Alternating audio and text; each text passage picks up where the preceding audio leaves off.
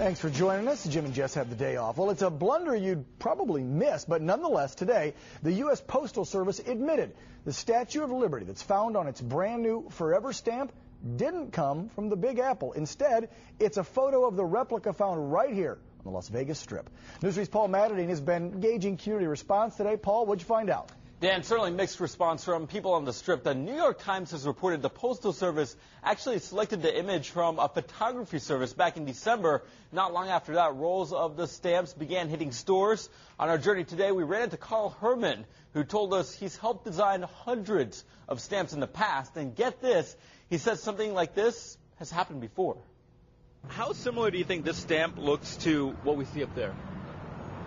What do you think? Pretty similar. On a day like this, are you shocked? Not really, no. These words below our version of Lady Liberty take on a whole new meaning. You think they'd go for the real one since they are from the United States? Do not follow where the path may lead. Certainly fitting for this choice in photograph, since it's not from the Big Apple, but from right here on the Strip. Should have done a little bit more research, probably. But Carl Herman warns us to take a step back. I'm surprised that somebody noticed. Herman tells us he designed this stamp featuring Lady Liberty back in the 90s. I couldn't get a good angle. I couldn't find the right reference. So he too directed his team to use a replica for creative control. That stamp wasn't based on the original Statue of Liberty either. Herman saying he doesn't expect a big backlash because of this blunder. In fact, the bottom line is that when there is a controversy, like for this stamp, they benefit, because all the publicity makes people run out and go buy the stamp.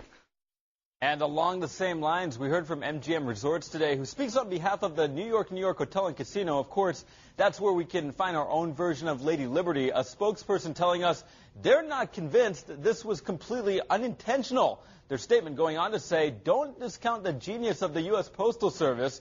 Everyone thought they were honoring just one great American institution, when in reality, they were honoring two. And Dan, the post office has made it very clear they're not planning on pulling this stamp from any of their stores at this point. So it looks like those stamps are here to stay. Back to you. And Paul, we know the Postal Service is in deep trouble, millions and millions of dollars short on their budget. So maybe this was a publicity stunt. Look, we're all talking about it.